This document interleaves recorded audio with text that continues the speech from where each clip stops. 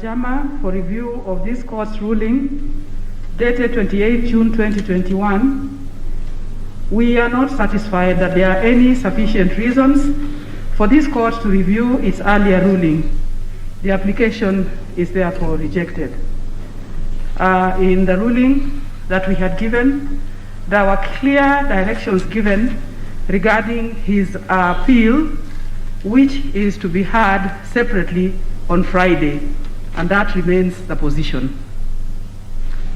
Right. Senior Counsel, Mr. Oraro.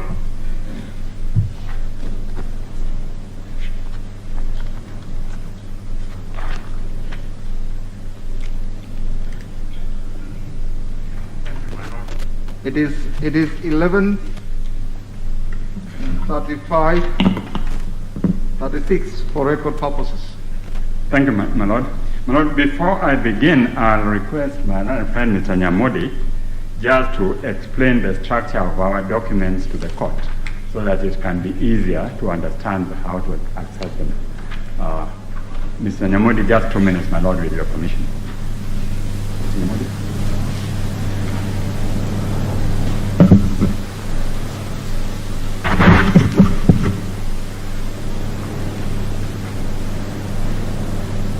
My ladies, my lords, before my senior colleagues, my learned senior colleagues, commence the substantive arguments that we wish to make on behalf of the Honorable the Attorney General, I want to take a brief moment just to explain the sequence and the logic of the documents that have been filed on behalf of the Honorable the Attorney General in support of the appeal that has been filed by the Attorney General. My lords, my ladies, the Attorney General filed a memorandum and record of appeal that runs to 9 volumes, and this is dated the 31st of May this year. There is also a supplementary record of appeal that is marked as volume 1A that bears the same date as the substantive record of appeal. In support of the memo of appeal, the Honorable Attorney General filed written submissions dated the 8th of this month, dated the 8th of June, and filed on the 9th of June. There is also a case digest dated the 9th of June and filed on the 9th of June this year. There is also a list and bundle of authorities that is dated and filed on the 9th of June this year. It is comprised of 10 volumes, and it runs from page 1 to page 5,318. My lords, my ladies, after going through those documents, we realized that perhaps they were a little too voluminous and they needed to be some cross-referencing so that they are more understandable to the court. So, members of the court, on the 8th, there are cross-reference submissions that are filed, that are dated the 8th of June this year and filed in this court on the 25th of June. And in those in the cross-reference submissions, what we have included is references or cross-references to the references that we make in the digest and in the bundle of authorities. We have also filed an amended digest, and the amended digest, like the cross-reference submissions, contains references to the substantive bundle. And we also, after going through our list and bundle of authorities, and we found that it goes to 5,318 pages, we also filed an abridged bundle of authorities. And the abridged bundle of authorities is dated the 28th of this month, and it is filed in this court also on the 28th. And what the abridged bundle contains is only the relevant material that we wish to refer on. If it is a scholarly article, then it is only the part of the scholarly article that we wish to rely on. And if it is a judgment, members of the court, then it contains only the extract of the judgment. The full articles and the full judgments are contained in the substantive list and bundle of authorities. So we have done that so as to make it easier.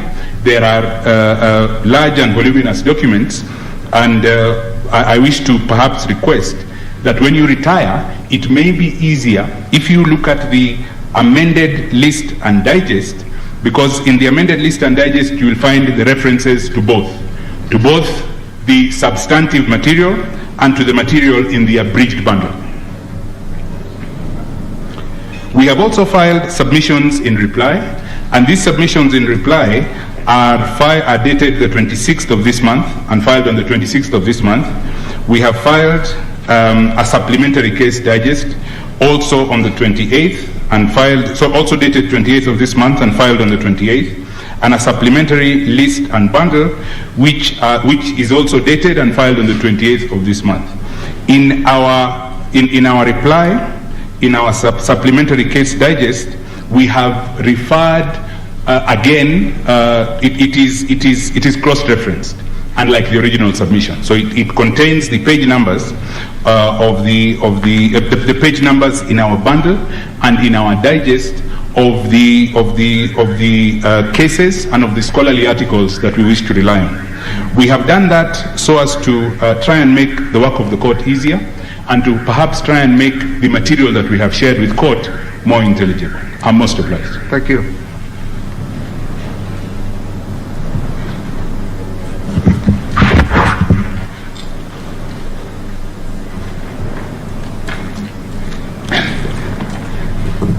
My lords, my ladies, my lords, perhaps I would begin with the issue raised by Justice of Appeal Kiage on the Constitution of Colombia. You are addressing us on the basic structure doctrine? Yes, my lord. My lord, I will address you first on the basic structure doctrine, and thereafter I will address you on the issue of violation of Chapter 6 by His Excellency the President, and then I'll address you on the proposed amendments, whether they should be separate and distinct memorandum questions, and finally I will address you on public participation in the context of popular initiative. My lord, on basic structure, I just wanted the Solicitor General promised that we would address the issue of the Colombian Constitution, and perhaps that's the best place to begin before I tackle the main issue.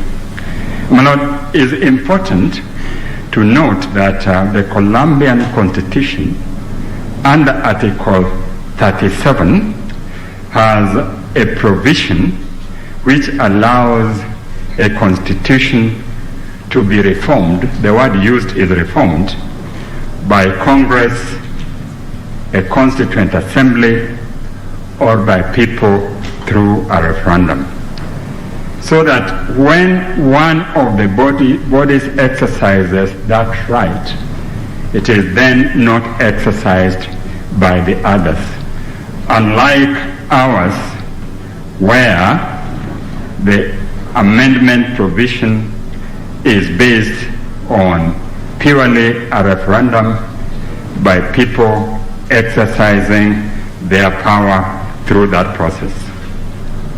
Now, the next issue on the Colombian Constitution is that it is well known that Colombia is a divided country under war, and that within Colombia you have the rightist militias, leftist guerrillas, and narco-traffickers, and therefore their constitution is predicated on addressing those particular issues, and it is therefore an outlier in considering the structure of the constitution provisions. Now, the issue at hand, where the courts carried out a review and declared a proposed amendment unconstitutional was in connection with the election of a president which had earlier been allowed contrary to the Constitution. But when he came the second time, the position of the Constitutional Court was that by giving him a second opportunity to violate the term limit under the Constitution, he would be in a position where he would control the appointments to the constitutional institutions by way of having served for unduly long term. And that was the rationale behind that decision. So, my Lord, I would humbly submit that the Colombian example would not be an appropriate example to be adapted in our context. Having said that, my Lords, I now come back to addressing the issue which is before your Lordship, and that is the Court's finding on the issue of basic structure doctrine. My Lord, I will begin by referring your Lordship to a matter my learned friend Mr. Ghetto adverted to, and that's the finding at paragraph 474G of the judgment. My Lord, you will find this finding in our supplementary record of appeal 1A, and the page I'll refer to is page 179. And that is where the court found that the basic structure document protects the core edifice and foundational structure and value of the Constitution, but leaving open certain provisions of the Constitution as amendable in as long as they do not fundamentally alter the basic structure.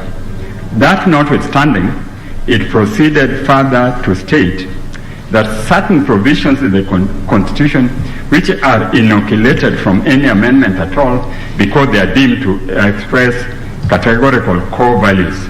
These provisions they termed as being unamendable and also as being eternity clauses. So according to the judges, by applying, notwithstanding the provisions of the Constitution which I will come to, by applying the basic structure doctrine, some of the provisions of the Constitution will be unamendable and therefore they form eternity clauses.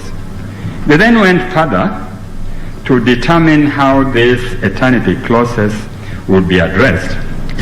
And at paragraph 474E, and that the court will find in the Attorney General's supplementary record of appeal 1A, dated 8th June 2021, they say that the basic structure could only be altered or modified by the people exercising their primary constituent power, which would involve civic education, public participation, debate, consultation, and public discourse, and a referendum. So that there are some core values in the Constitution, never mind Article 155(1), which can only be altered in a constitutional moment. That was their finding. Now, it is not in dispute that the common scheme adopted for creating unamendable provisions is by expressly stating them in the Constitution.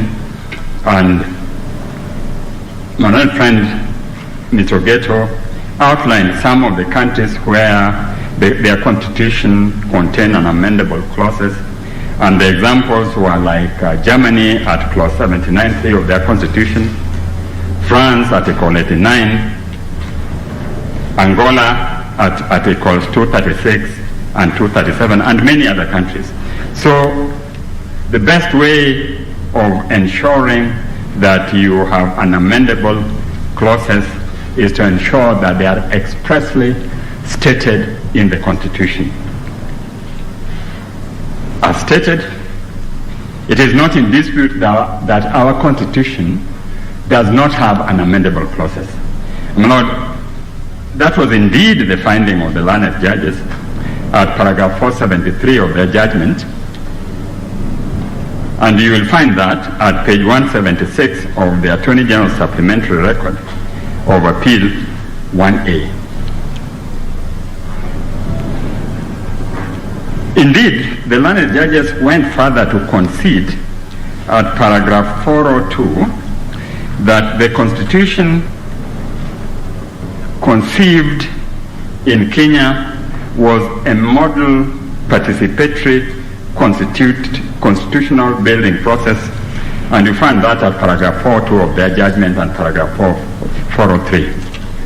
My Lord, each chapter of our Constitution is a product of development and reflection, and thereafter endorsed by the people through a referendum. In fact, the amendment provision at chapter 16 has its own constitutional history. As you are referred to, I don't need to read it again. The history of chapter 16 is found at page 47 of the CKRC report. And my Lord, that you will find in your record at page 1080, volume 3 of the Attorney General's Bundle of Authorities dated 9th June 2021. And my Lord, my ladies, the other provision dealing with history of the amendment chapter at chapter 16 is found at chapter page 76 of the CKRC final report, and you will find that in pages 1082 to 1083 of volume 3 of the Attorney General's Bundle of Authorities dated 9th June 2021. So the chapter on amendment collected the views of the people of Kenya, was debated, a finding was made, and the text was then formulated. In fact, it is conceded again in the judgment by the learned judges at paragraph 427, and you'll find that at page 158 of the Attorney General's Supplementary Record of Appeal 1A dated 8th June 2021, that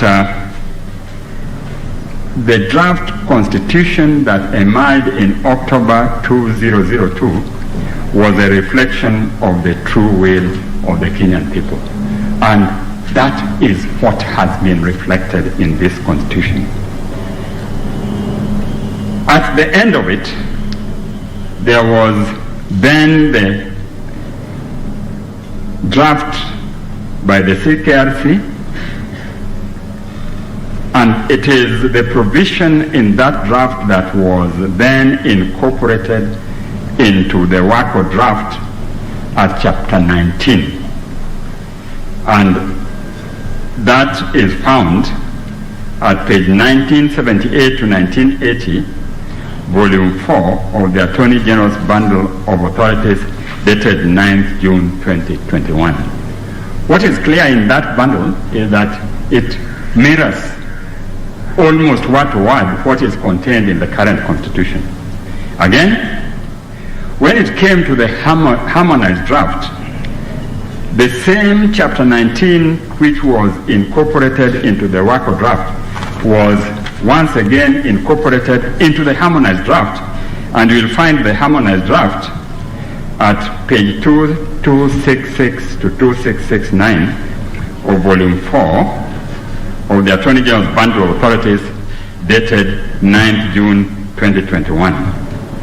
At the end of it, there is no doubt whatsoever that Kenyans have had no dispute whatsoever or controversy as far as the amendment .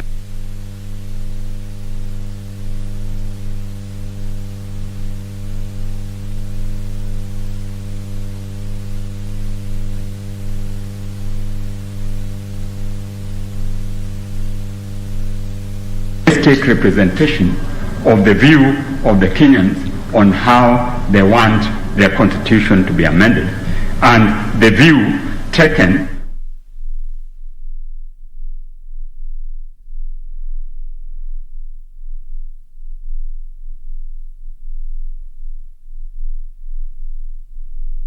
amendment conference and move ending up with our new constitution. So, when you look at the history, it is very clear that the issue of entrenchment through express provision was considered and not found appropriate. Yes. Mr. Oraro, Yes, Madam. you say it was considered and not found appropriate. That's an important submission. Yes. Are you able to point out where exactly it was considered and rejected, found not appropriate? My Lord, if you look, page 76 of the report of the Commission states as follows, that the new constitution should have some entrenched provisions, for example, in human rights, that Parliament does not have the power to amend. The new constitution should address the issue of relations between the various organs of state and must deal with checks and balances. The new constitution should have supremacy clause that could state that the constitution is binding all the people and all organs of state. The constitution should only be amended by at least 75% of the members of Parliament, and the amendment procedure should make the following distinction, and the distinctions are placed there. And then they considered non-entrenchment but special provisions and the bill, which would require amendment of the provision. So at that page, the Commission considered the alternatives to amendment of the Constitution and eventually came up with the formulation which is now contained in the Constitution. So entrenchment was not an option. It was how to secure an entrenchment through an arduous procedure, and which involves various organs of the state and the people. Do we have an express rejection of an attempt at entrenchment?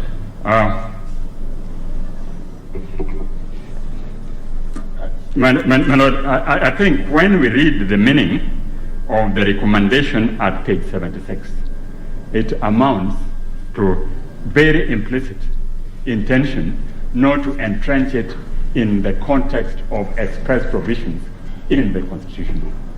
Because if that were the position, then they would have, in fact, the first issue was a bill seeking to amend an entrenchment should not be passed unless, and therefore the entrenchment was through making a provision that nevertheless we should have an arduous process of ensuring that any amendment which goes to the structures which are created in the Constitution are passed through a very arduous process. I think that was the intention. And indeed, it was then reduced to a draft. And that draft has remained consistent, and more importantly, the people of Kenya have endorsed that draft in a referendum. So it has been expressly accepted by the people of Kenya. Now, my Lord, I had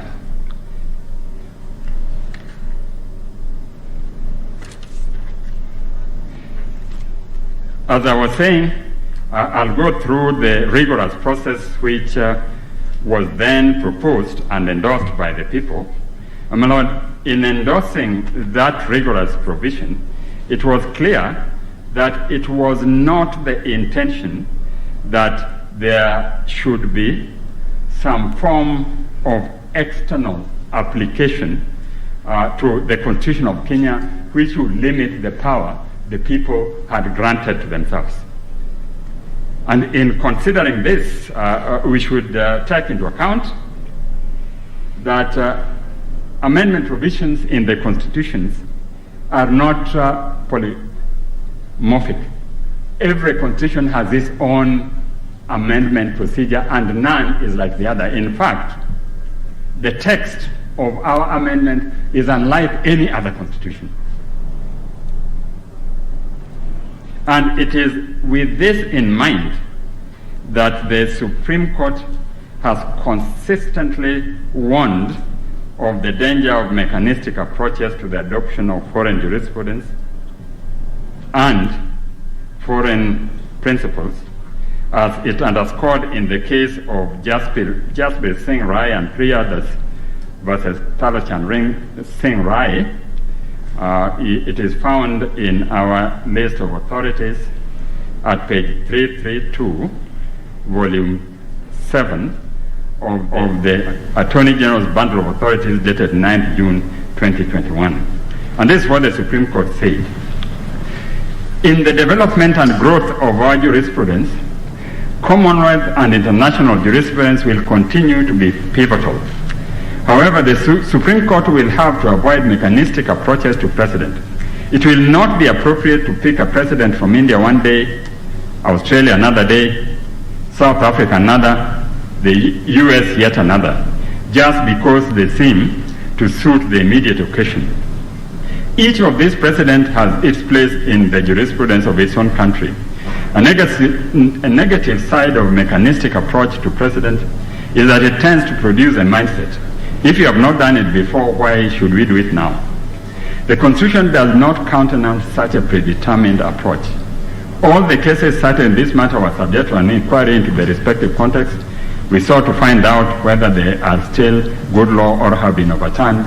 We did all this because our progressive needs under the Constitution are different, and there is the need to bear in mind that our Constitution remains always, as our brother Judge Ojwang had emphasized, a transformative charter of good governance. So as we look at this constitutional principle, which incidentally is being applied for the first time in Kenya, applying the basic structure doctrine to a constitution which is predicated on amendment by a referendum, is being applied for the first time in Kenya, in the whole world, based on constitutional theories. The court itself was conscious of the necessity not to blindly apply foreign concepts, and it stated so in the case of Gitarau Munya and Dixon Mwenda Gevinji at paragraph 399D of their judgment. And you will find that at page 147 to 148 of the Attorney General's Supplementary Record of Appeal 1A dated 8th June 2021. Now, in going through the judgment, you will not find any place in the judgment where the court clearly analyzed the provisions of Chapter 16 against the basic structure doctrine which they have found to be applying in Kenya.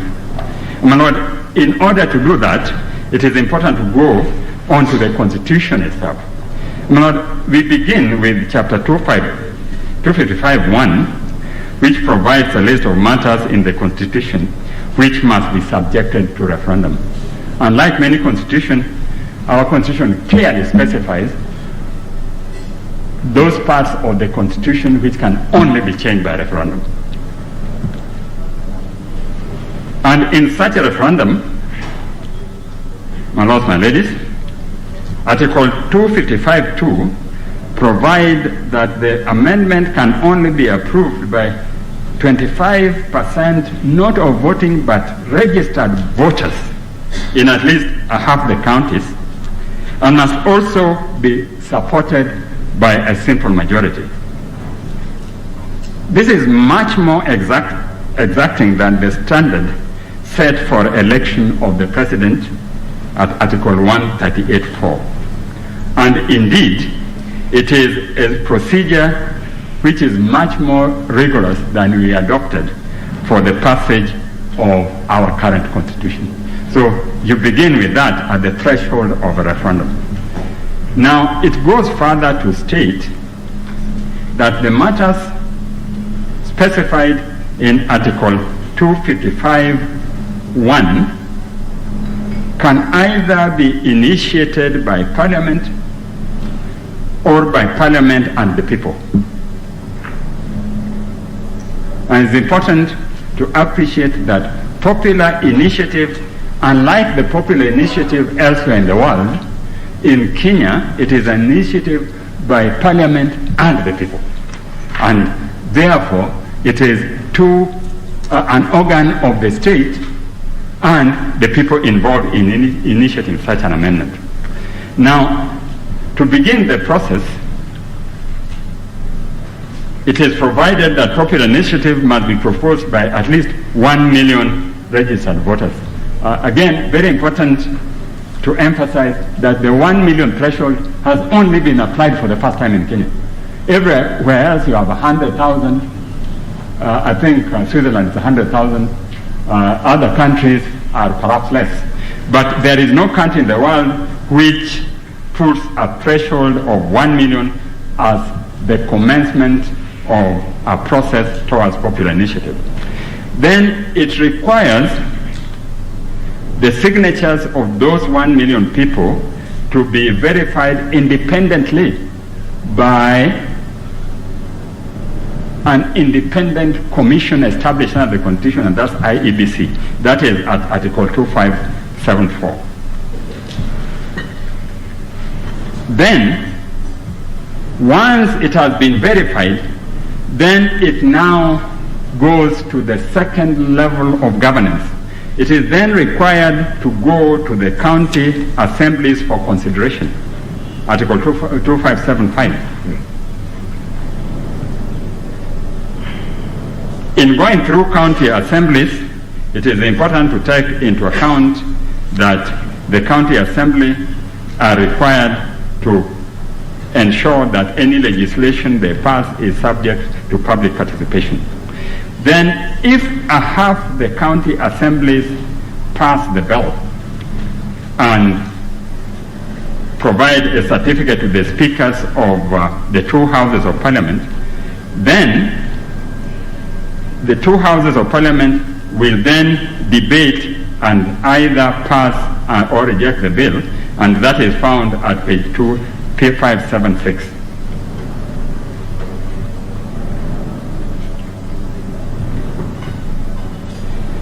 And I would like to emphasize that as a precursor to passing the bill, the county assembly, Article 196(1) requires them to hold the deliberations and in an open manner and facilitate public participation. And Parliament, when it reaches Parliament, Article 2562 requires Parliament to publicize the bill and facilitate public discussion. So at all these levels, there is a requirement for public discussion. Then, if both the houses pass the bill, it is taken to the President, who takes it to the IBC for referendum. But if one house does not pass the bill, then it is then taken to a referendum in any event. That is under Article 257(10). However, if both houses don't pass the bill, then it is not taken any further. So that is why this is a process which is through the people and with Parliament. But it is important also to take into account that the judiciary is not left out in this process. The judiciary has still got its obligation under Article 258 to ensure that these processes are conducted in accordance with the Constitution. In the result, we have a process which is in conformity with Article 11 1.2 and 1.3 in incorporating an amendment provision which can only be carried out if it affects those matters specified in 255(1) through the sovereign power of the people and involving all organs of the state. And that's how this very unique amendment provision was incorporated, and it is clear that Kenyans wanted to incorporate an amendment provision which suits their circumstances. Now, my lords, my ladies, if there was any doubt as to the robustness of a referendum, I think the testament is on the rejection of WACO draft, which the executive tried to push through without endorsement at various levels, and the people exercised their sovereign power to reject it. You don't need the court to reject it. The origins of basic structure doctrine. The basic structure doctrine is a constitutional theory which has existed intellectually and has been debated for a long time. But it received its validation through the case of Kesavananda Bharati versus the state of India.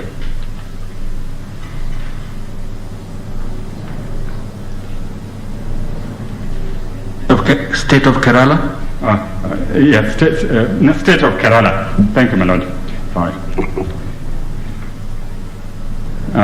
And my lord, in that case, the Supreme Court held that the power to amend the Constitution did not include the power by the Parliament to alter its basic structure or its framework. Of note is that the decision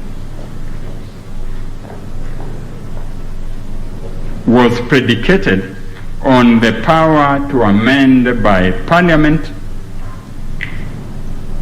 which was a similar provision to our repealed Kenyan Constitution.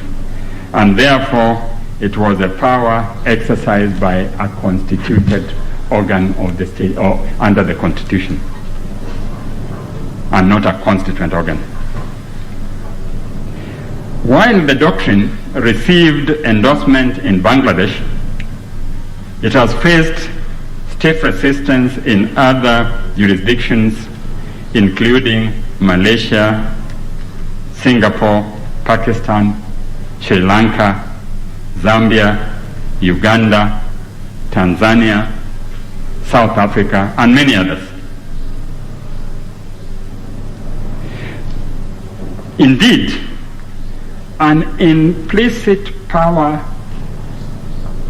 to limit the power of amendment in the Constitution has faced stiff resistance even where the power to amend is solely in Parliament. So it is inconceivable that we can attempt to incorporate the doctrine in a situation where power to amend has been conferred on the sovereign power of the people.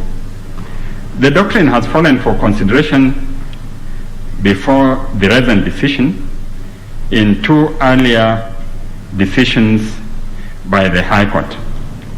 And that was the case of Timothy Njoya versus Attorney General, and that is found at page 159 of the Attorney General Supplementary List and Bundle of Authorities dated 28 June 2021, where it is important to note that the court considered the doctrine, found that in view of the provisions of Section 47 of the then Kenyan Constitution, the repealed Constitution, there was no necessity of importing the doctrine, but then nevertheless the court approved the dicta only to the extent that Parliament did not have power to amend the basic structure of a constitution. Since then, we have gone beyond that, and we have now placed that power in the hands of the people through referendum.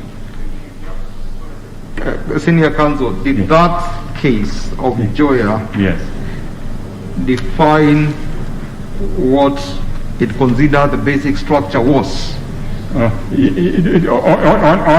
it dealt with, it didn't define basic structure as such, but it dealt with basic structure as a limitation to for the power of Parliament to amend a constitution. But proceeded to find that in Kenya we were not dealing with amendment, we were dealing with a review, and therefore it didn't apply in the context of the issues arising in Kenya at that time. But it didn't define exactly what the basic structure was. And it has to be remembered, my lord, that the Casavananda case was not a case on amendment of the constitution as such. In fact, it arose out of a struggle between the Indian Parliament on issues of land and the Supreme Court. The Indian Parliament was trying to take out the entrenched provisions which protected land tenure in the state. And therefore, the Supreme Court deemed this to be amending a provision which affected the basic structure of their constitution. Senior Counsel, in your view, what is the contextual relevance, similarities or differences between the Indian Constitution, the Kenyan Constitution in relation to the Casavananda case? There is no similarity at all, because first and foremost, India is a federal state. Secondly, the Constitution of India was a negotiated constitution out of the Westminster system, which has been amended from time to time. Thirdly, the Indian Constitution is predicated on the power of amendment conferred to Parliament, which is a constituted power. It doesn't give the Indian people the right of altering any provisions of the Constitution through a referendum. So it is a completely different circumstance. And lastly, it has to be remembered that the Kenyan Constitution is not just an issue of a referendum. The Kenyan Constitution incorporates every organ of the government in the process of implementing popular initiative. The electoral authority, it involves the county government, it involves Parliament, it involves the President, and it involves the judiciary. That is not the situation in India. So Casavananda cannot apply in our circumstances. Sorry, Counsel. Yes. I'm just wondering, Yes, from where you stand, is it your position that there are no parts of the Constitution to amend which will be to significantly alter its character? My Lord, I would approach it from... Let me just finish that thought. Yeah. For example, Yes. the Constitution says that there shall be 290 parliamentary seats. Yeah. Altering that from 290 to 230, 230 or 330, Yeah. is it the same as altering it to say that there shall be no parliament? I mean, that's crazy, but supposing someone would come up with an amendment to say that parliament stands suspended for a while, and you go through the motions of amending it, would you say that the two amendments are the same so long as the process is followed? My Lord, they are not the same, but the Constitution has provided a procedure for dealing with that issue. The Constitution has provided a procedure, and that procedure has to be strictly complied with. And if it is complied with, then it protects the people of Kenya fully. Mr. Warero, that's my question. Yes. Supposing Yes. you follow the procedure Yes. that is set out in the articles you refer to. Yes. You have whether a parliamentary initiative or a popular initiative. Yeah. You take it through. You pass the draft. It is sent. The bill. Yeah. It is sent to the houses of Parliament. Yeah. It is sent down to the county assemblies. Yeah. You actually go ahead and have 1 million signatures, and then you go to a referendum, and you pass that Parliament shall not exist in this country. Yes. Does that not alter the basic structure of the current constitution to the effect that, let me finish, to the effect that one might say what you are doing is not just amending the constitution but basically altering it, totally changing it to something else?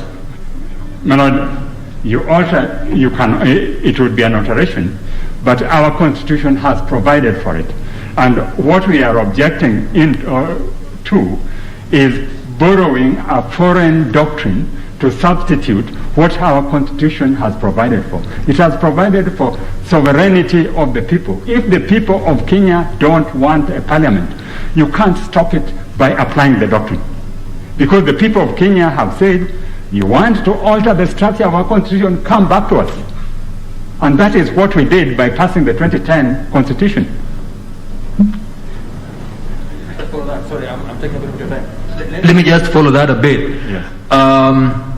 Is it not the thinking of the judges in the court below that if you want to do that fundamental change of that nature, it's okay, but beyond following what is in 255, 257, you must also ensure there is real public participation. You must ensure that there is civic education, and you must ensure that there is a constituent assembly. So they will still have their way. They'll have their way, the Kenyans will, but not merely by way of parliament and referendum, that there has to be something more. Isn't that what they're saying? My Lord, that is what they're saying, but it's contrary to the provisions of the Constitution, because the Constitution has by itself provided the manner in which the public must be involved prior to a referendum. And it includes, 1, at the county level, 2, let me just get my constitution along. My Lord, if you look at 256(2), it is the only other time, while there is the general obligation of Parliament to encourage public participation, 256(4) is the 256(3). No, 256(2) is the only provision in the Constitution which wants Parliament to publicize the bill, to amend the Constitution, and to facilitate public discussion. It is the only one. Yes. So we have provided for it in our Constitution.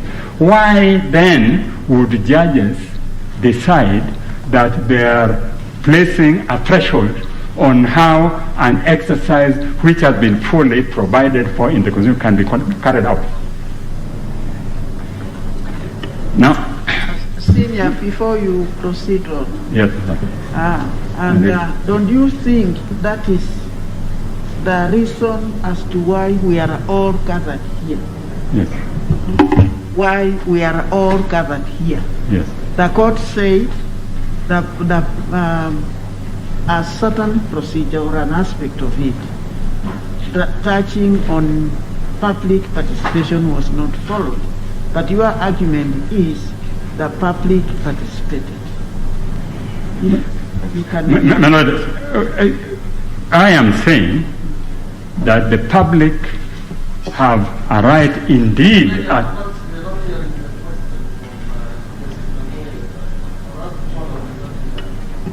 Yeah, thank you. I'm just following up to what my brother here has said and what his senior has. You can't hear? Okay. Yeah, what I'm saying is, from what he has explained, following up to what my brother judge put to him, Isn't that the reason as to why we are here? If I have understood the judges of the High Court well, that the public participation was not followed. And you are saying they were satisfied or their rights were not trampled upon. Isn't that the sole reason as to why we are here? Not at all, my lady. The reason we are here is because the judges in the Superior Court, instead of determining whether the provisions of the Constitution had been complied with, have unilaterally set a standard. And that standard is a standard for a constitutional moment. They now want that before any constitutional amendment is made. Before any constitutional amendment or any touching on the basic structure? In order to find whether it touches on the basic structure, they have set a standard which requires the court to examine it and find out whether it touches on basic structure or not. If you find it doesn't touch on the basic structure, then you can now go and affect it. But if it touches on the basic structure, then they have completely ignored the provisions of the Constitution and come up with a standard which is consistent with the standard we adopted for constitutional review, and which is civic education, public participation, debate, consultation, and public discourse. And that's why we are here. Had they merely said there is a right for public participation under the Constitution, it has not been conducted, we won't be here, because it would be consistent with the provisions of the Constitution. My lady, have I answered you? Thank you. Now, my lord, my ladies, this issue came again for consideration in the case of Commission of Implementation of Constitution versus National Assembly. That is found at page 4238, volume 8 of the Attorney General's Bundle of Authorities, dated 9th June 2021. I was in that case. And my lord, that case again was an attempt by Parliament to amend the Constitution, which could have affected the basic,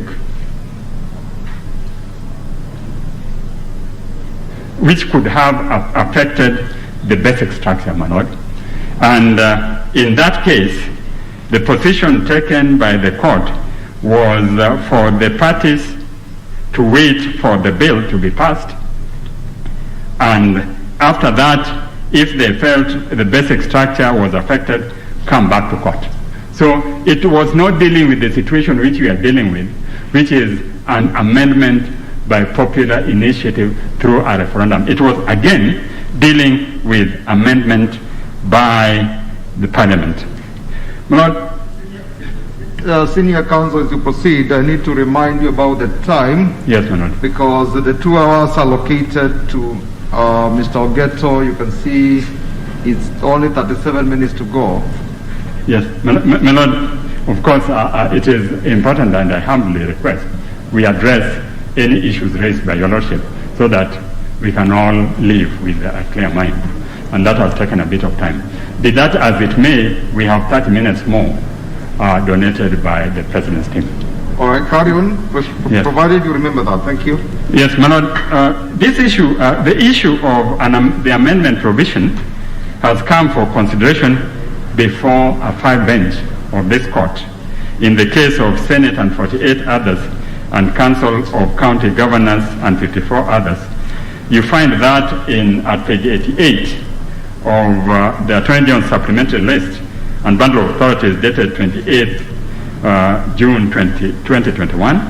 And in that case, in fact, this court considered Kasavananda and found at paragraph 50 that in this matter, Article 255(1)(1) of the Constitution expressly states that any alteration to the objects, principle, and structure of the evolved government can only be done by way of a referendum. That answers the question of what do you do with basic structure in Kenya. In fact, the court said that in India, it would be unconstitutional. But in Kenya, you can pass it through Article 255(1), and thereby disavowed the whole of this concept of basic structure.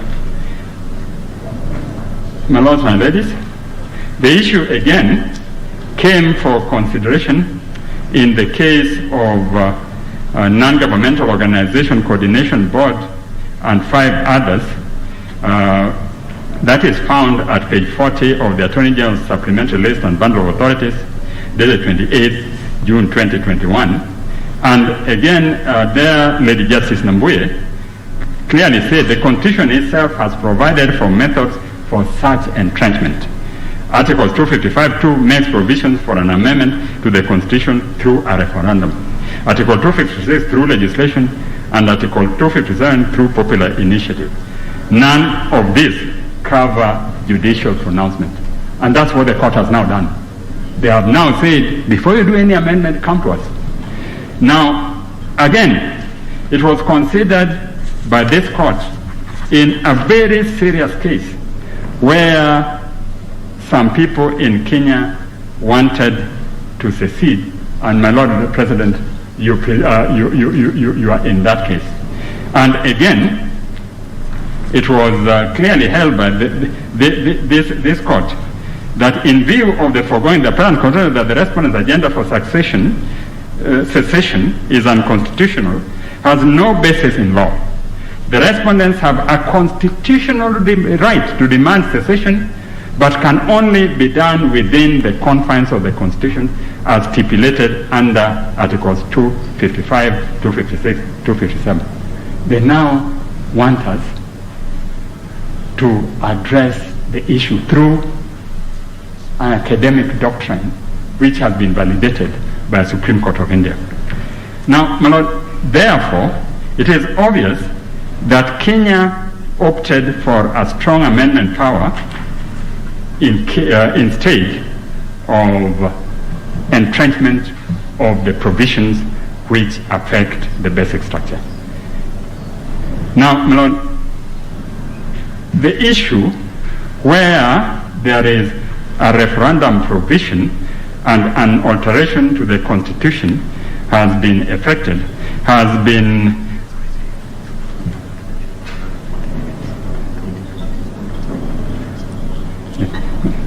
my Lord, I am told that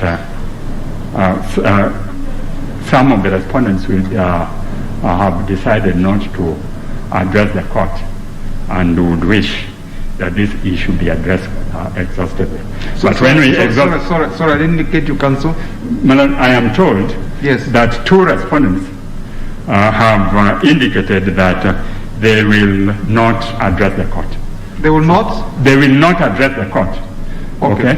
Yeah, and therefore, any time they would have been given, be applied towards addressing this very serious issue. Okay. So they say, my other friend tells me that they can offer 20 minutes of whatever time you give them. But be that as it may, we have not run out of time. Let me address this issue now. Well, we had said that you can rearrange yourselves in such a way that 1 or 2 of you covers the substantive issues. Yes. I believe the basic structure doctrine is a major component of this appeal. Yes. And so you have a few more minutes, so just finish. Yes. So, my Lord, again, in this case of secession, the court very firmly affirmed that you can even secede from Kenya so long as you comply with Articles 255, 256, 257. And that is found at page 32 to 33 of Attorney General's Supplementary List and Bundle of Authorities dated 28 June 2021. Now, my Lord, let's look at it from the other angle. How have other countries dealt with amendments carried out through a referendum? And in respect of this, I would like to refer you to the thesis by one of the leading scholars on the doctrine of constitutional amendments, and that is Yaniv Rosnai. And in his works on constitutional amendments, which you find at volume 1 of the Attorney General's Bundle of Authorities dated 9th June 2021, he refers to the reaction of countries to a challenge to an amendment which has been carried out through a referendum. And his first example is found at page 163, and that refers to the French constitutional change. And he says, the French Constitutional Council, which held that it has no competence to review laws passed by people in referendum. In that case, General de Gaulle passed a law through a referendum. Then it was taken to the Constitutional Council. But the Constitutional Council proclaimed that the power of the people is above everything else. And once a matter is passed through a referendum, the court has no basis or authority to question it. And hence the saying in French, le peuple roi. The matter again came up for consideration before the Irish Supreme Court, and that is found at page 164 to 165 of volume 1 of the Attorney General Bundle, dated 9th June 21. And the Irish Supreme Court held that people and not God are the creators of the Constitution and the supreme authority. Hence, amendment made by people become the fundamental and supreme law of the land. You can't question it. You can't deny the people the right of having a referendum.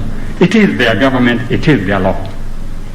Again, it came before the Romanian Supreme Court, and you will find that as page 165 of his writings, and he says, the Romanian Supreme Court held that once an amendment is adopted by referendum as required by Article 151, it is definite and final, and the court has no control over it, since such a law expression of the original willpower is above the will of any power. So where you have a referendum, the courts cannot intervene. Now, in this article, Rosnai, who is a real adherent of the structural doctrine theory, nevertheless states at page 158 as follows: just as in material science, a solid material can exist in multiple forms, so does the amendment power. Constitutions have different procedures for constitutional amendments. Not only do entire constitutions differ from one another in mechanism, actors, and procedures, and ours is unique in the world, procedures involved in the amendment process, but also the same constitution might incorporate different procedures for amending different provisions and principles, like in ours. This section therefore argues that one ought to regard constitutional amendment powers not in a binary manner, limited and limited, but rather as a spectrum of scope, a spectrum of amendment powers. The more similar the democratic characteristics of the secondary constituent power are to those of the primary constituent power, strong amendment power, the less it should be bound by limitation, including judiciary, scrutiny, and vice versa. That is really the principle which ought to apply. And in considering this, a leading professor in Hong Kong, Professor Po Jen Yap, in his work, The Conundrum of Unconstitutional Constitutional Amendments, has this to say. You find that at page 22 of the Attorney General Supplementary List and Bundle of Authorities dated 28th June 2021.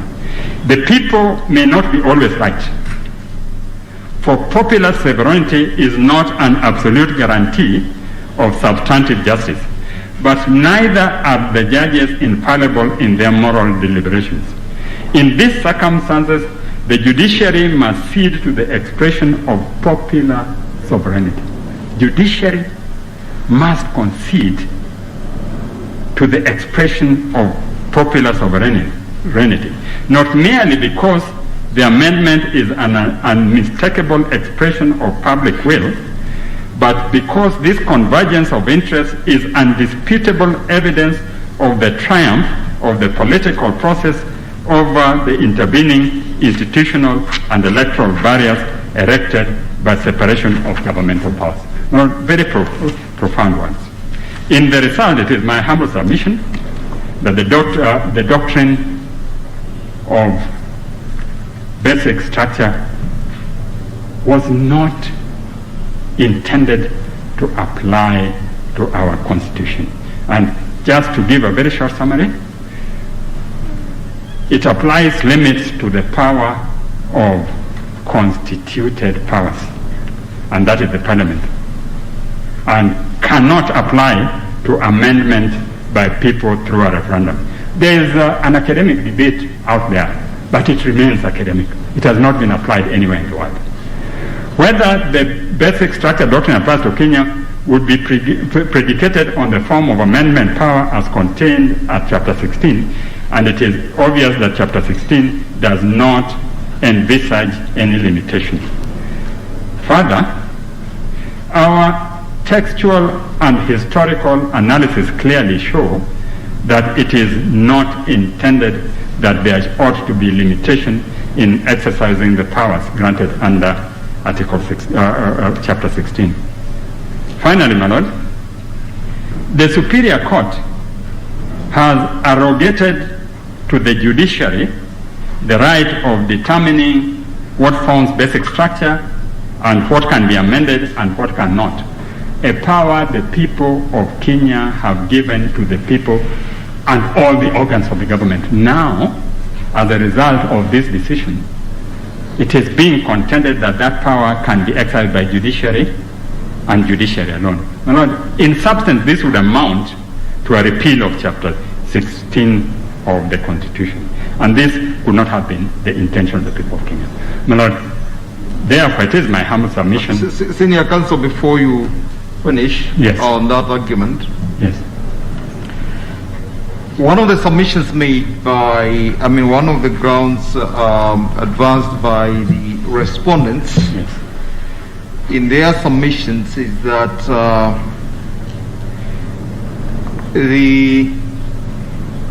the appellants are applying what they have called textual interpretation as opposed to the holistic, purposive interpretation in the argument that as long as our Constitution provides that all parts of the document, of the Constitution are amendable, we should abide by what the Constitution says. So they fault the appellants for what they term as textual reading or interpretation. What would be your comment for that? My Lord, I have analyzed the text. I have also analyzed the textual consideration of the court by taking into account that this is a provision which involves all the organs of government established under the Constitution and then reverts to the sovereignty of the people. That is, the real spirit of the Constitution is contained in Article 1, and it states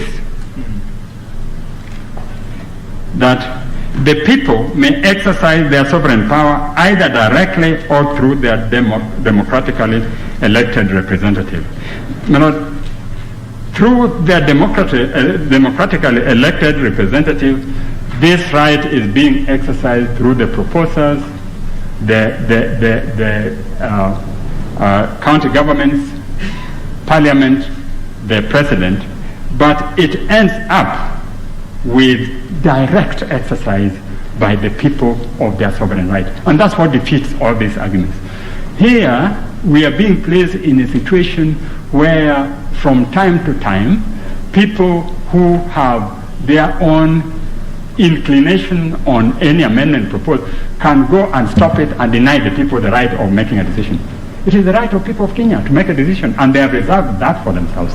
And I have also analyzed the various institutions which are involved in the exercise of this power and how they engage the public in ensuring that they participate and debate the process before they exercise their power. And finally, if that is not done in the spirit of the Constitution, I have also said the court remains with the power to ensure, and it is a very wide and permissive power, to ensure that the spirit of the Constitution is carried out within the context of the provision. So one cannot say that that is a textual analysis of the provisions, and we have not gone on to the whole Constitution and seen how it relates to this. But more importantly, the history informs us of how this provision came into being. All right, thank you. Thank you, Senior Counsel. Thank you, Manad. Before you sit, Senior Counsel, yes, you made a strong submission to the effect that once the people have decided, yes, what they have decided is binding and really nothing matters. No one, the court cannot go against that. No, Manad, what they have decided, the court has power. But the power granted to the court is on interpretation. Fine. Yes. That's okay. Yes. And then you said that, in fact, that you seem to suggest that that is the policy, that is really the position worldwide. I'm looking at the gentleman that you quoted. You call him an authority in this area. In fact, Doctrine. Yes, indeed. In fact, your first authority on the part of the Attorney General, yes, is actually his PhD thesis. Rosna is another end of basic. Yes, exactly. His entire thesis is here, yes, titled Constitutional Amendments, yes, a study of the nature and limits of constitutional amendment process, yes, powers. Now, he talks about the case of Switzerland. Yes. And in Switzerland, what he says is 100,000 people, by way of referendum, yeah, they moved to say that any refugees who come to their country, yeah, should be deported at the border, yeah, without a right of appeal. Yeah. Clearly, that was against the principle of non-refoulement. Yeah. Now, when this matter came to the Federal Council, which really is their highest authority, judicial authority, yeah, the judicial authority actually said that that wasn't right, yeah, because even though the people had spoken, yeah, that which they proposed, yeah, was actually against a principle of international law, yeah, and so they proposed to Parliament, to the Federal Assembly, yeah, to reverse, yeah, the will of the people. So the court said what the people have said, yeah, goes against international law, yeah, and therefore it cannot stand. Do you find this an aberration? My Lord, I don't find it an aberration, because that came after the people had expressed their will. The people have to express their will. And when it comes to enforcement, then in our jurisdiction, the court has very wide powers of interpretation and to enforce fundamental rights. So if there is a constitutional provision which has been passed and violates certain fundamental rights, then the court will interpret it in that context. But the court cannot deny the people the right to decide whether there should be the amendment or not. Yes. Okay. Yes. Thank you, my Lord. My Lord, I have two other issues to address very quickly before I leave for my learned friend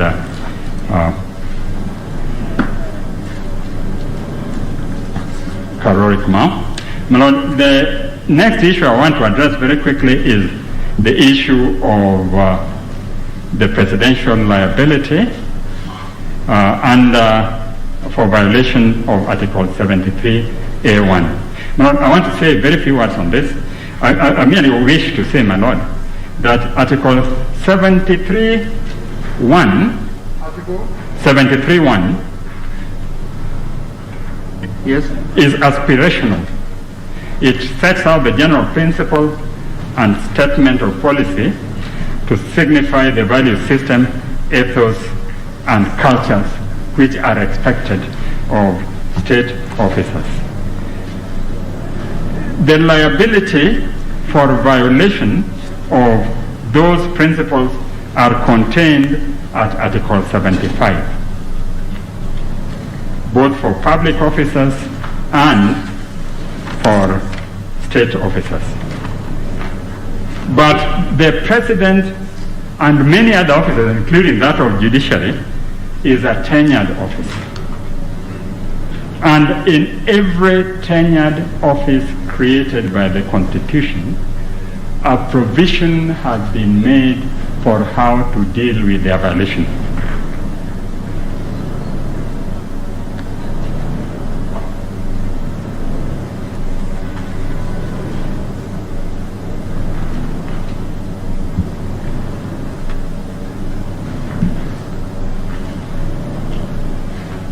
And for President, in the event he violates any provision of the Constitution, the path is impeachment by Parliament, not the courts.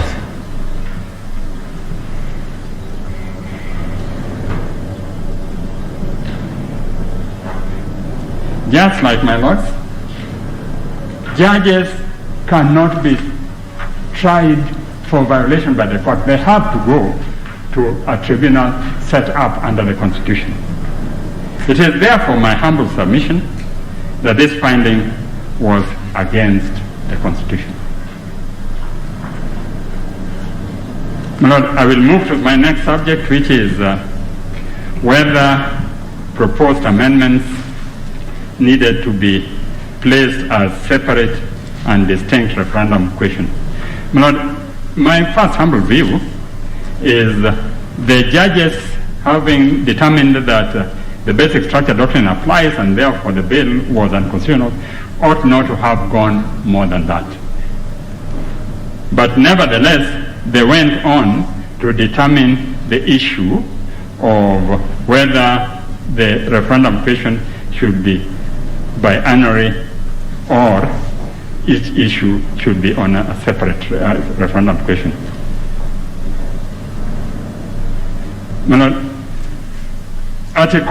And in saying this, they relied on Article 257.10. Now, Article 257.10 does not deal with the issue of question of referendum at all. It deals with a question where one house of parliament has not passed the proposed bill by popular initiative.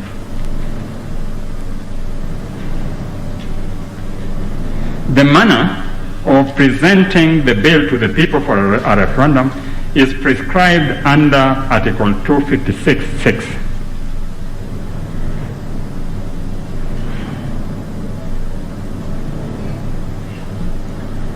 Now, it states that once the President receives the bill, he has to refer it to IBC,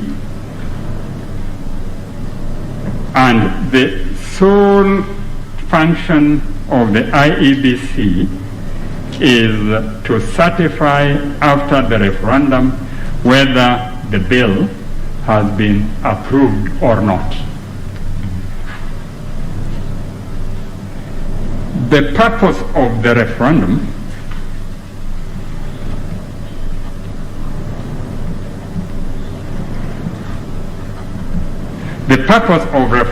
is not to legislate.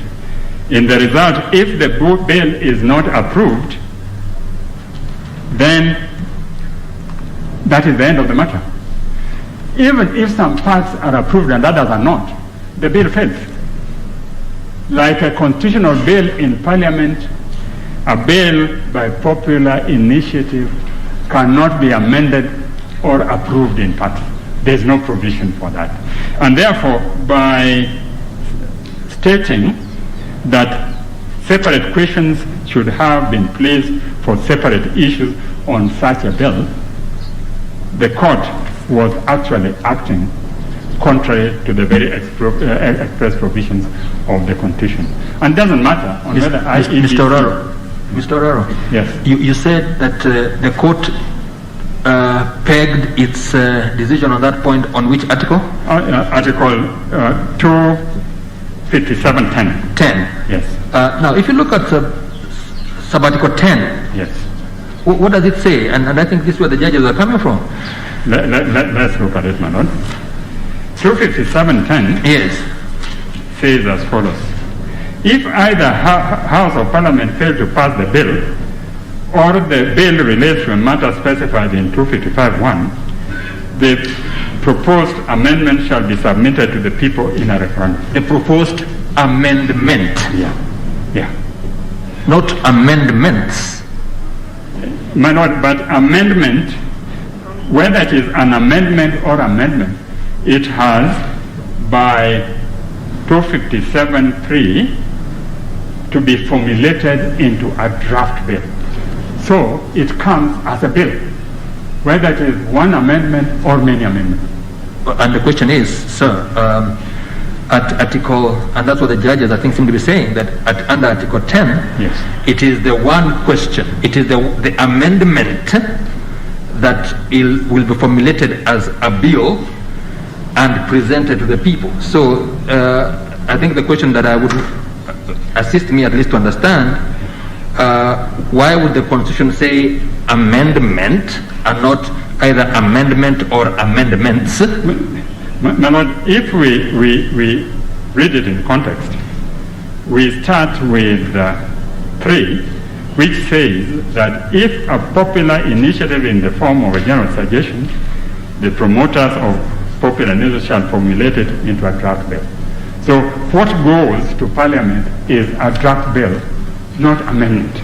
If you go to sub-article 1, yes, in fact, will give even a better context. Yes. Sub-article 1 starts with what? It says Sub-article 1 starts with an amendment to this constitution, yes, may be proposed by popular initiative signed by at least 1 million registered voters. So we have in sub-article 1 an amendment, yes, in between this process through a bill. Yes. Then at 10 we still have the same singular, the proposed amendment. So please educate me there. No, if it is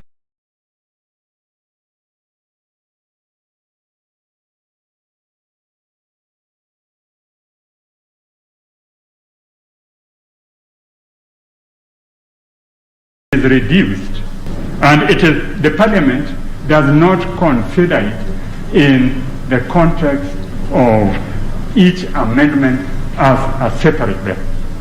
It is considered as a bill, whether it is an initiative by Parliament or by popular initiative. And it is that bill which is then submitted for a referendum, and that bill is an amendment as contained in the bill. That's my understanding of it, my lord. Yes. So in my humble view, it does not intend to have the question presented as different questions for each issue. No, I've taken too much time and I've eaten into my learned friend's time. I had an issue to address, but I'll skip it. So I will hand over to my learned friend to come out. Thank you, my lord. Thank you, my ladies. Thank you, Senior Counsel.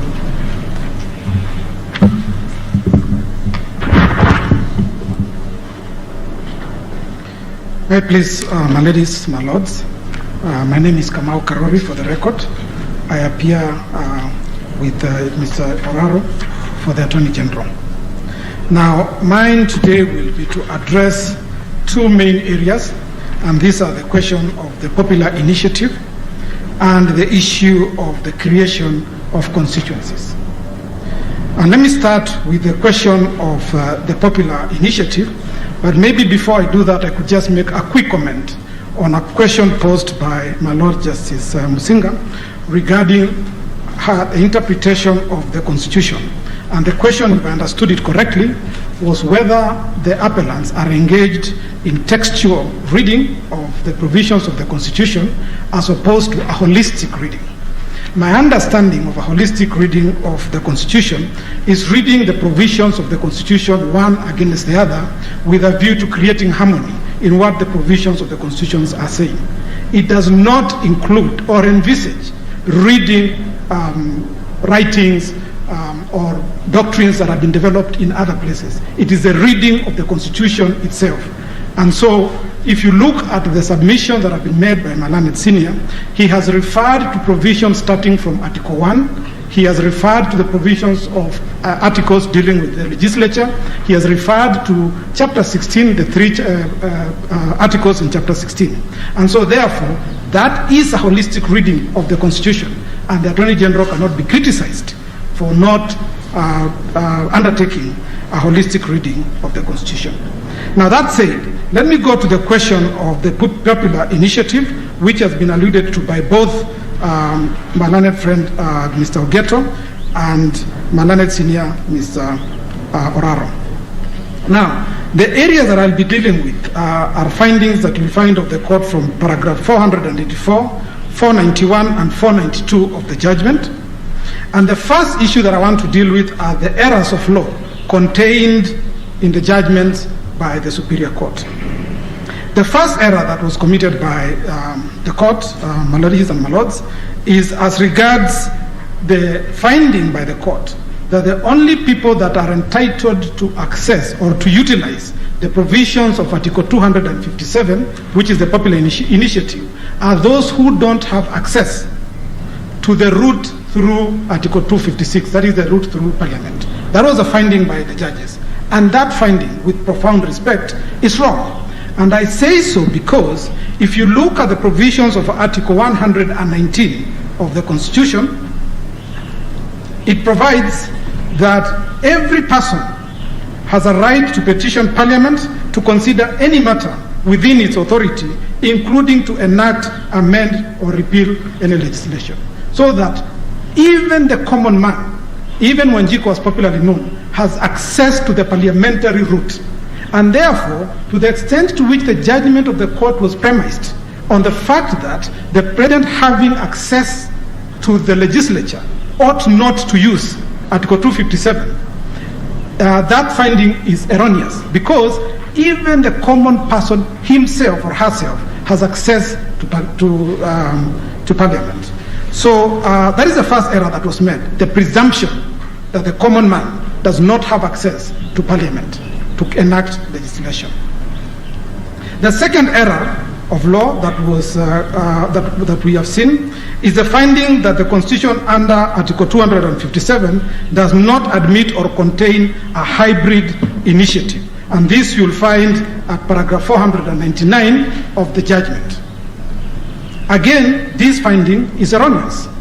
And we say so for the simple reason that the provisions of Article 257 of the Constitution do not contain an exclusive people initiative. It is a combination of the people, the county assemblies, Parliament, and then in certain instances the referendum. So that there is no exclusive people initiative that does not include Parliament. Yes. Now, in fact, my ladies and my lords, it's arguable, as Malanet Senior Mr. Oraro rightly said, that where a popular initiative is commenced and then it is not passed by the county assemblies, it naturally dies. And if also it is not passed by the houses of Parliament, then naturally again it dies. And therefore it underlines the fact that the procedure under Article 257 is both people-driven and Parliament involvement.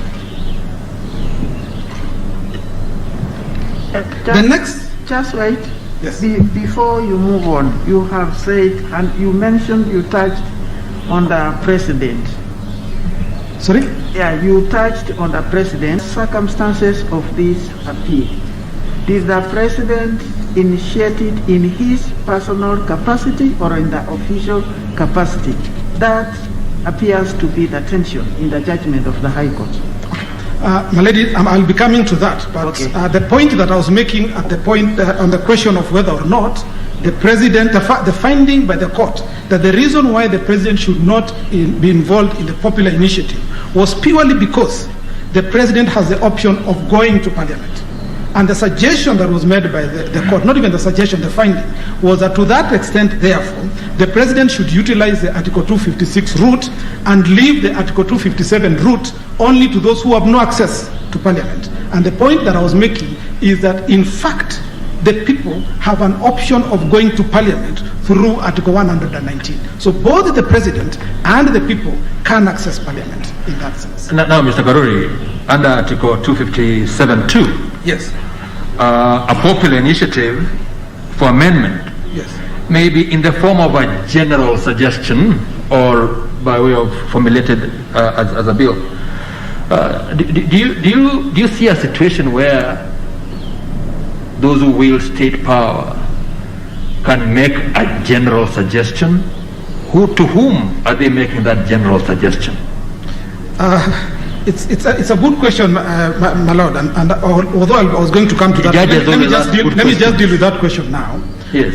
My lord, the popular initiative route commences once 1 million signatures have been collected. Before that, everything that people will be saying, including the ideas that people would be having, that's not a popular initiative. That's an idea in the mind, or it's a suggestion that you have. It commences and becomes a popular initiative only when you get 1 million people endorsing the suggestion that you have. So, to answer your question, when you say, can you have the president, for example, coming up with a proposal? That is a possibility, my lord. It's actually a possibility that a president can make a proposal that can be picked up and that can be the genesis of a popular initiative. But until 1 million signatures are obtained, it is not a popular initiative. It only becomes popular. My question is, yes, Council, a general suggestion to whom? My lord, I do not want to hypothesize, but I can, even when you are talking about the general citizen, the Wanjiko, when they come up with a general suggestion, to whom would they be making that general suggestion? To the parliament, to the county assemblies, etc., to government, to the state. Yes. Yes. And my lord, the president can make a general suggestion or can make a suggestion to his government, to the people, to consider an amendment to the constitution. They can make a general suggestion to be considered. And if then it is supported by 1 million voters, it becomes a popular initiative. So, my lord, the fourth error that we have seen from the findings by the judge regards the paragraph 492 regarding the wording of the requirement that the president must refer a proposal, must refer a popular initiative to parliament. There is a suggestion by the court at paragraph in paragraph 492 of the judgment, but that's wrong. First of all, the specific article they refer to is Article 257, Sub-Article 5. Now, if you look at Article 257, Sub-Article 5, it says nothing about the role of the president. Article 257, Sub-Article 5 says, if the Independent Electoral and Boundaries Commission is satisfied that the initiative meets the requirements of this article, the Commission shall submit the draft bill to each county assembly for consideration within 3 months after the date it was submitted by the Commission. There is no reference to the role of the President in Article 257, Sub-Article 5. And therefore, the finding you find in paragraph 492 of the Constitution is erroneous. I then take, my lords, to the question whether Article 257 places a limit or excludes anybody from initiating the popular initiative, which I believe is the question that my lady, Justice Nambuya, was asking me. Now, my lords and my ladies, if you look at Article 257, it does not contain any exclusion in regard to who can commence the popular initiative. In fact, it's our submission that Article 257 is inclusive and not exclusive. And so, my ladies and my lords, the finding by the judges that there are certain people that are excluded from Article 257, the popular initiative route, is not based on the reading of Article 257 of the Constitution, and that finding is wrong. Now, this Council, Justice Tiotia, Counsel. Oh, sorry. You're looking elsewhere. Yes. No, the sound is coming from there. So yes. Just on what you have just said, if you looked at, refer to Article 255(3). Yes. An amendment to this constitution that does not relate to a matter specified in Clause 1 shall be enacted either by Parliament in accordance with Article 256 or by the people and Parliament in accordance with Article 257. Yes. Who would be the people? Who would be the people? And by that provide us an answer as to who should initiate under Article 257. Thank you. My Lord, as I said, the provisions of Article 257 admit of anybody to commence, any voter, any Kenyan registered voter or any person as defined in the provisions of Article 259 can commence the popular initiative route. It's a humble submission that there is nobody that is excluded from the route in Article 257. And there is good reason for that, my Lord. And I was going to, if my Lord would want me to deal with it now, I can, but I was going to come to deal with that issue generally when dealing with comparative examples of how this has been dealt with in other countries. I was going to come and deal with that. But I thank you, my Lord, also for pointing out, and it's something that I was going into, that actually even the Constitution itself envisages that the Article 257 route is a combination of the people and Parliament. And therefore the finding by the judges that Article 257 is an exclusive people route is not correct. But Counsel, just a moment to follow up on that. If that article says the popular initiative is the work of the people and Parliament, yes, does that not mean that in the eyes of the Constitution, Parliament is not the people? We have the people, yes, and then we have Parliament. yes. So, do you see why there's a problem, at least for me, when you say the people includes everybody, including we, the state officers, the president, parliamentarians, and so on? My Lord, in fact, if you look at the wording of Article 257, and if you read it together with the provisions of Article 38 of the Constitution, every person in Kenya has political rights that are protected under the Constitution. And those rights include supporting or campaigning for any cause. So that even the officers seated in front of me today, you have a right to vote, you have a right to support any cause. And if that cause includes, for example, a proposal for amendment of the Constitution, you have a right. The President has the right to vote at every election and in a referendum. He has a right to vote. So the political rights in Article 38 cannot be curtailed unless by express words.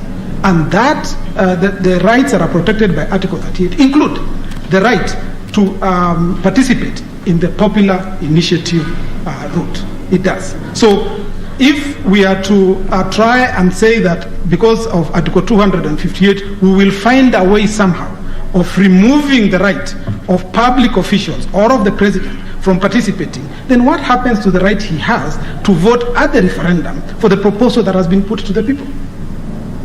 What happens to his right to support any cause, which is a right that is enshrined in Article 38 of the Constitution? And so the reading of Article 257 as excluding any person would entail denying them the political rights enshrined under Article 38 of the Constitution. So, and then, my Lord, you are referred to by my learned friend to the question of what the framers of the Constitution had in mind. And my Lord, I refer you to the workings of the Constitution Commissions on the Constitution, the final report of Technical Working Group K. You will find this as number 27 in the amended digest by the Attorney General dated 28th of June 2021. Now, my lords and my ladies, the purpose of introducing the popular initiative, because this is why it was introduced, is stated specifically. It was to curb the excesses of the legislature. It was to curb the excesses of Parliament. It was not to curb the excesses of any other public official. It specifically identified that Kenyan people said, we want to curb the excesses of the legislature. and hence the introduction of Article 257, the popular initiative route. And the danger, my lords and my ladies, in the findings by the learned judge, and I'll just take a minute to explain this. The danger in the findings by the learned judge is this.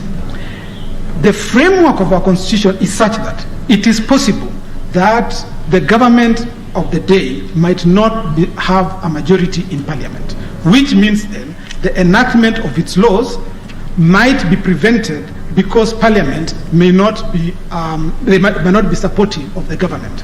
And therefore, the very danger that was supposed to be prevented, which was parliament either declining to pass laws, including amendments to the constitution, or parliament passing laws that may not be popular to the government of the day, we will have gotten back the parliamentary dictatorship that Article 257 was meant to curb. And then, my ladies and my lords, I go to the sixth error, and which was that the learned judges failed to consider or take into account the inbuilt fail-safe methods set out in Article 257 to ensure they always reflect the will of the people, and you are taken through by Mr. Oraro through this. I don't need to repeat at all. The seventh error that was committed by the learned judges is in failing to consider that the practice in other jurisdictions shows that the government is involved in popular initiative and is a widely accepted norm. And the best example that has been given is in the situation of Switzerland, which has provisions that are in pari materia with ours. We have covered that extensively in our written submissions, where we have shown that, in fact, in Switzerland, majority of the motions that were introduced by the government and were supported by the people. And therefore, the popular initiative has worked in those circumstances. The eighth error is this, and it's a critical one. If you look at the judgment that the judges started with referring to, which is, you'll find at page 141 of the judgment, page 145 of the judgment. 140? Page 145 of the judgment. It's paragraph 155. It's a case of the Speaker of the Senate and another versus the AG and four others. And what the learned Justice Mutunga said was this, that the court must also remain conscious of the fact that constitution making requires compromise, which can occasionally lead to contradictions, and that the political and social demands of compromise that mark constitutional moments fertilizes vagueness in phraseology and draftsmanship. It is to the courts that the country turns in order to resolve these contradictions, clarify draftsmanship gaps, and settle constitutional disputes. In this case, the burden was on the petitioners to show what were the contradictions in the phraseology of Article 257 that needed to be resolved. What was the draftsmanship gap that was available in Article 257 that needed to be resolved? And the position is that there was none that was identified. Therefore, the court embarked on a frolic of its own in answering a question that nobody posed. Because those are issues, as the Supreme Court said, where you now start referring to the canons of interpretation is where there is a gap or there are contradictions. None were identified.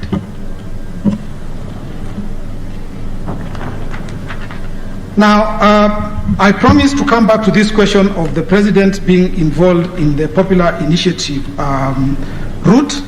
But Lords, I've already said that the president has the rights like any other Kenyan under Article 38 to participate in the political discourse, including to support or campaign for any cause. My Lords will also realize that the president is nominated by a political party under Article 137 of the Constitution. He is again entitled to support any cause that the political party supports, and therefore he cannot be faulted for participating in the popular initiative as suggested by the learned judges. I have a small concern regarding the timing of my learned senior, Mr. Karori's time. I noticed the time, I just read time is up. So I don't know whether the court is monitoring his time for the sake of equality of distribution of opportunity. Thank you very much. We are. In fact, it is going to 1:30. My understanding, when our senior counsel, Mr. Oraro, was addressing the court, there was only 2 hours that had been provided for Mr. Ogeto. Mr. Ogeto decided to apportion his time to various council to address different issues. I was going to tell Mr. Karori, who is on his feet, that you have 10 minutes to finish by 1:30. I understand you say that there is a respondent who will want to donate his 30 minutes or so. We do not know who that is. We have not been involved in negotiating that time issue. So I take it that you are now finalizing everything insofar as the AG's arguments are concerned. My Lord, first of all, there was the 30 minutes that we had indicated that the the President's team had volunteered or had offered us. And then I have 2 other parties who have offered 20 minutes each. There is Ndegwa Njiro for the 43rd respondent, who is donating 20 minutes. Then there is Njoki Mboshe for the 45th respondent, who is also donating her 20 minutes. So that is just about an hour. The court needs to be involved in this kind of time negotiations because we have set in our direction specific time periods for each party. I see a council raising his hand there. I don't know whether he's agreeing with you or not. But you proceed. You must stop in the next 10 minutes. It will be 1:30. And we may have to revisit the issue of time allocation. Which we give. We do agree, yes, the issue of basic structure that was covered by Senior Counsel Mr. Oraro is very important. It took a long time. But we cannot have kind of an open-ended time frame. Okay, my Lord, so do I take it the court, my Lord, will not be allowing me to utilize the 30 minutes donated by the President's team? You know, Mr. Karori, if you were to take literally the direction that each party to have 2 hours, and we have about 70-something respondents, you can see the danger we might fall into. And I think the President is directing you and all of us that really any such time negotiations need to be referred to the court for us to see what you do. After all, why should that benefit necessarily be yours and not of the court, you know? Yeah. So you need to involve the court about these things and wait to be guided. No, I agree, my Lord, except that for the first part, the 30 minutes, we had informed the court at the very beginning. That had been indicated at the very beginning. And again, all counsel must remember that we specifically allowed voluminous submissions to be filed, about 40 pages, so that we take not more than the allocated time for highlighting. But we seem to be widening the scope. So please finalize the submission in the next 10 minutes. Thank you, Madam. Am I audible?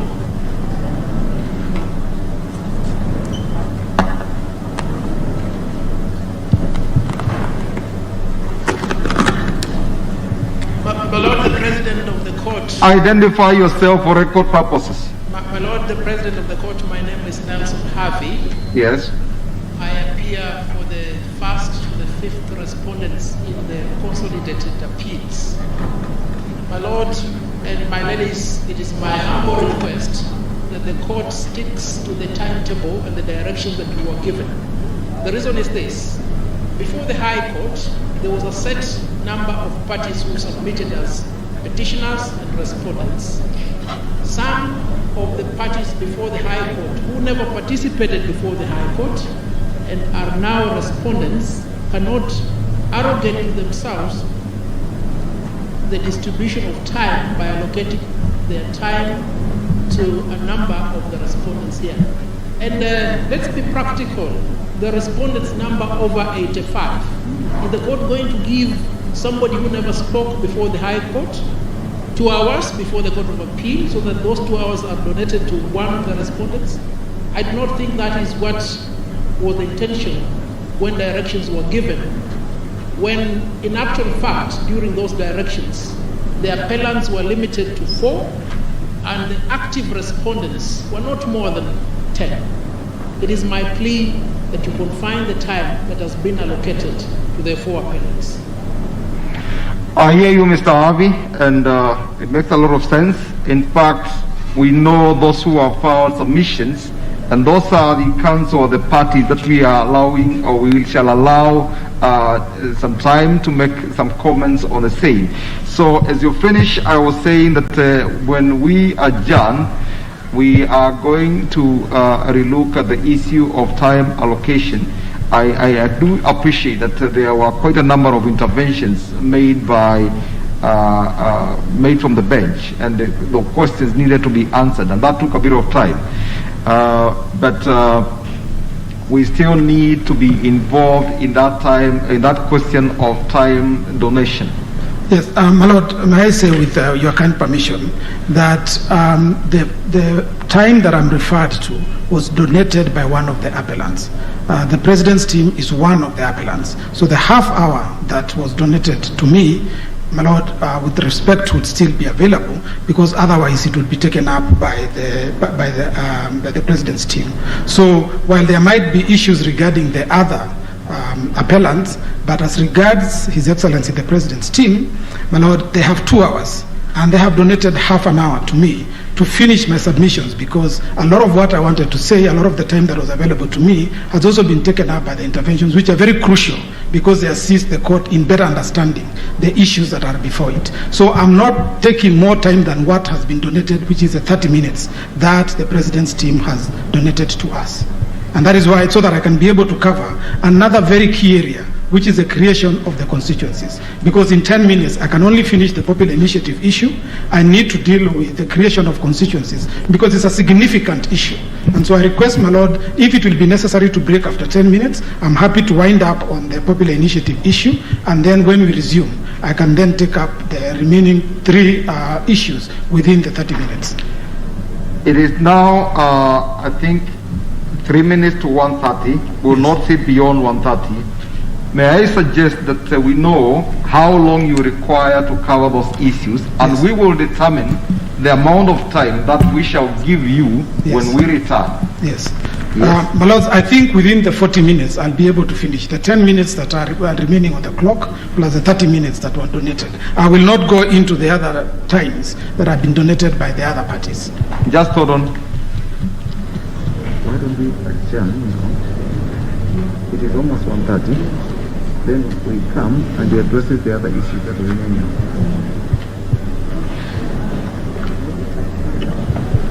Yes.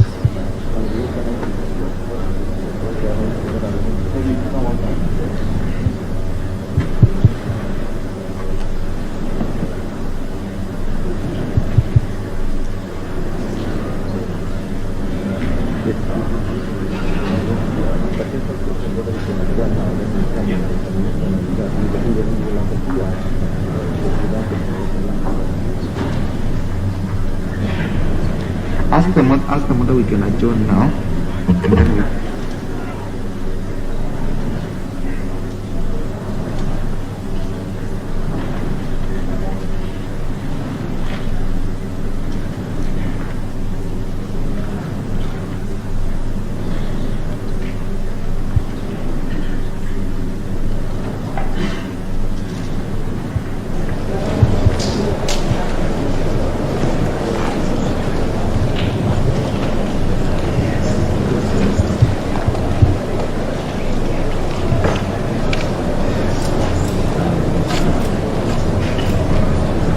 Mr. Karori,